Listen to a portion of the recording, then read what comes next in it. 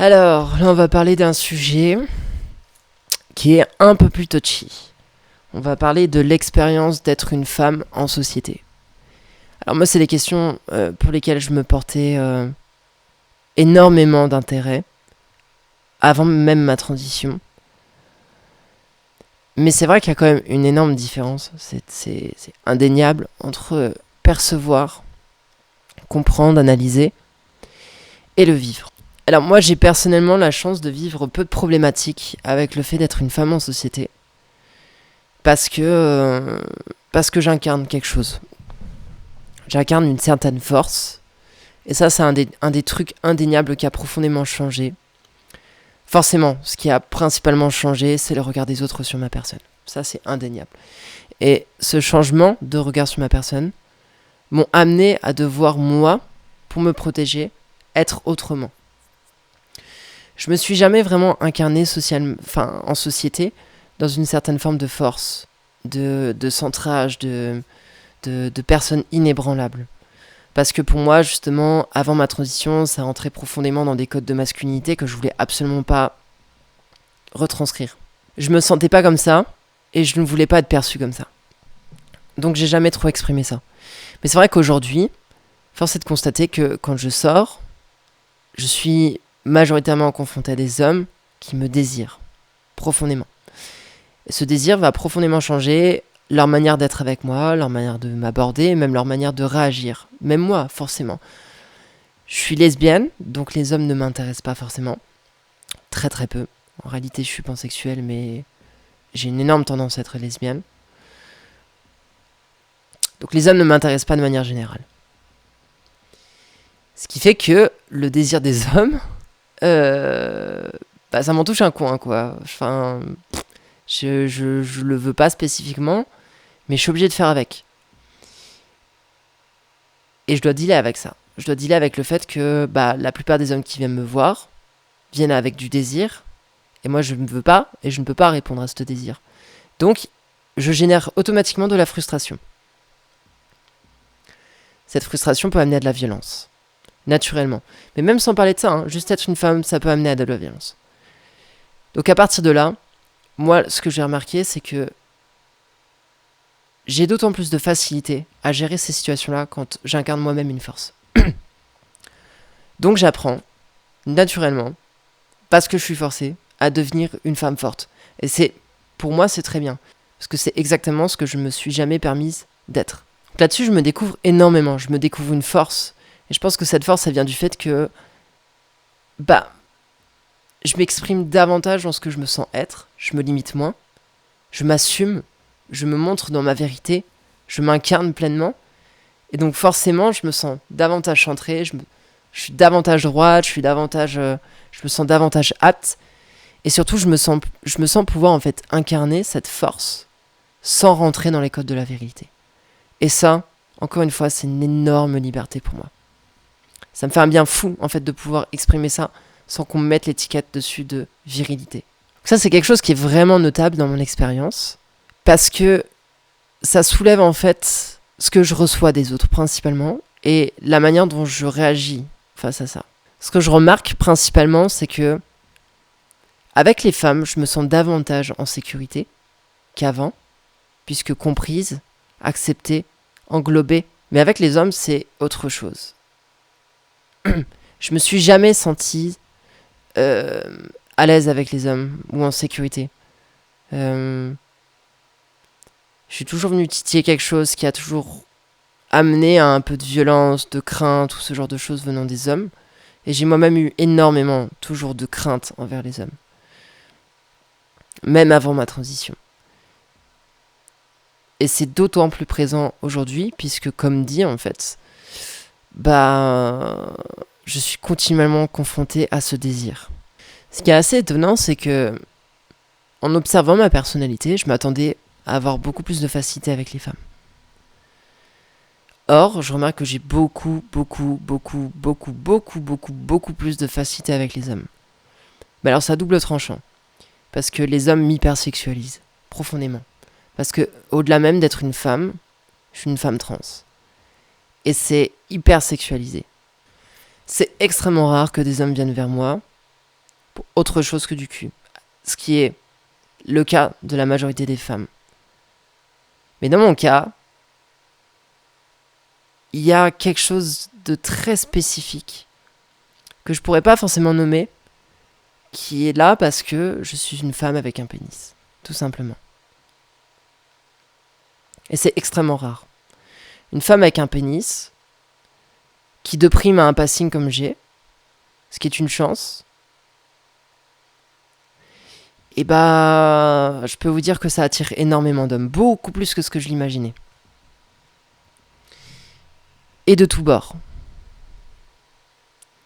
Alors ça fait du bien à l'ego, forcément, quand on voit qu'on est désiré, complet, etc. et tout. Mais, comme dit, ça va cadrer tout, absolument tout. Quand je sors, il faut que je sois préparé à faire face à ça, obligatoirement. Et c'est là où on rentre vraiment dans l'expérience d'être une femme en société. Ce qui change énormément, c'est que je ne peux plus sortir sans être préparée. Je ne peux plus sortir sans être préparée psychologiquement à faire face à ça. Si je suis pas bien, que je suis au bord du bord, que je suis pas apte en fait à avoir les moyens de faire face à du désir, à faire face aux hommes, à de la violence ou à ce genre de choses, c'est catastrophique. Je suis obligée de sortir quand j'ai les moyens. Si j'ai pas les moyens et qu'il m'arrive quelque chose comme ceci, il y a des portes qui sont ouvertes avec une facilité pour de l'abus, en fait, tout simplement. Et en fait, je suis confrontée continuellement au fait de devoir faire face à ces abus. Alors dans mon cas, j'y arrive très bien, et fort heureusement pour moi. Mais c'est vrai que ça cadre tout. Quand je sors au bar, quand je rentre la nuit, je ne sors plus sans crainte, quoi. Ça, c'est clair et net. Ça n'existe plus. Et c'était un privilège dont j'en avais profondément conscience, que j'avais ce privilège-là. Et quelque part, je suis très contente de ne plus l'avoir. Parce que ça m'apporte quand même beaucoup, cette expérience. Déjà par rapport à moi-même, par rapport à ma force, par rapport au fait de me découvrir. Aussi au fait de profondément comprendre par l'expérience ce qu'est être une femme en société. Et ça cadre en fait mon expérience. C'est bête à dire, mais ça m'amène aussi davantage à me sentir comme étant une femme. Mais c'est pas souhaitable. C'est malheureux, c'est triste, c'est vraiment triste. Alors, fort heureusement, je suis majoritairement aussi confrontée à des hommes qui comprennent, qui ont suffisamment de recul pour, parce que je suis dans des milieux qui font que, mais ça cadre toute l'expérience. Hein. C'est vraiment quelque chose de très très pesant au quotidien. Il faut y être préparé. Il faut vraiment y être préparé. Mais je pense aussi là que c'est davantage en rapport avec le passing. Alors, j'ai énormément de mal avec ce terme de passing, parce que pour moi, il n'existe pas, en réalité. Mais dans les cadres de notre société, avec cette vision binaire des genres, on va vraiment parler du passing. Pour une femme trans, par exemple, sur le fait que, socialement, elle passe pour étant une femme cis sans qu'il n'y ait aucun questionnement sur sa personne. Moins t'es confronté au fait à ce qu'on se pose cette question, et plus tu as un passing correct, entre guillemets. Et là, c'est malheureux parce qu'il y a quand même beaucoup de femmes trans qui n'ont pas un passing facile, qui se font régulièrement mégenrer, qui se font régulièrement reprendre sur leur féminité, parce qu'elles ont un corps qui ne les facilite pas, parce qu'il y a encore de la barbe, de la moustache, parce que la voix et plein de choses, quoi. Et c'est vrai que l'expérience est très différente entre le moment où on atteint un passing qui est correct et un moment où le passing n'est pas encore parfaitement atteint, quoi. Quand le passing n'est pas encore parfaitement atteint, je remarque que chez les hommes, on vient vraiment taper sur quelque chose. Ou on dérange profondément.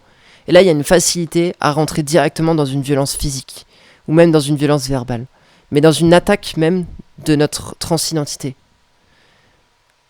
Ça va venir taper sur des codes de masculinité, de virilité, ça va venir nous écraser, vouloir nous écraser, nous cadrer, nous ramener à quelque chose. On dérange profondément, donc il y a une réponse avec une violence à ça. Et quand on a un passing qui fait que on se pose même plus la question, là on rentre dans les violences systémiques que vivent les femmes, quoi. Donc en fait, dans un cas ou dans un autre, la majorité des violences qu'on va vivre vont venir des hommes. Ou plus majoritairement, plus globalement, de la construction virile. De la virilité, tout simplement. Parce que pour moi, c'est ça, en fait, qui vient encadrer le plus gros de mon expérience en tant que femme dans la société. C'est la confrontation à la virilité. Sur tous ces plans. Avec un passing ou non. Au-delà de ça, je remarque aussi que j'ai forcément du coup un pouvoir que je n'avais pas avant avec les hommes. Mais c'est un pouvoir que je souhaite pas à la base. C'est un pouvoir qui m'est imposé. Il y a plein de gens qui me diraient « Mais attends, tu vas pas te plaindre, machin et tout, tu peux en profiter. » Ouais, mais en fait, j'en ai rien à faire d'en profiter. Déjà parce que moi, ma personne fait que j'ai pas envie de profiter d'un statut comme celui-ci. Deuxièmement, c'est un pouvoir à double tranchant parce que, comme dit en fait, le désir, si tu le souhaites, tant mieux. Si tu le souhaites pas, il s'impose à toi. Donc, je suis obligée d'apprendre à devoir jouer de ce désir-là pour me protéger. Je suis obligée de devoir utiliser des stratégies pour rentrer un peu dans le jeu de la personne, tout en détournant ce jeu vers quelque chose qui amène davantage à du respect et à une mise en distance, quoi. Et c'est vrai que je dois beaucoup jouer le fait d'être inatteignable, entre guillemets, pour que la personne me désire suffisamment avec du respect pour qu'il n'y ait pas cette confrontation, pour pas qu'il y ait l'expression de la frustration par de la violence et des codes virils. Voilà. Dans la prochaine vidéo, du coup, on va parler de la même chose, mais concernant les femmes. Voilà. Je suis désolée, c'est un sujet très touchy. Prenez bien en considération que ce n'est qu'un point de vue. J'en ai plein en réalité dans ma tête. Là, je vous en partage un qui est davantage centré sur une expérience concrète. Moi, j'ai beaucoup plus de recul sur tout ça. Je vois pas la chose comme étant péjoratif ou... Enfin, qu'elle soit bonne ou non. Juste, elle est ce qu'elle est, quoi. Elle est ce qu'elle est. Elle est très différente de ce que j'ai pu vivre avant. Moi, personnellement, j'en tire des enseignements incroyables. Je suis hyper reconnaissante envers la vie par rapport à l'apprentissage que ça m'offre. Mais c'est vrai que, heureusement que je le vis comme ça. Heureusement. À tout de suite.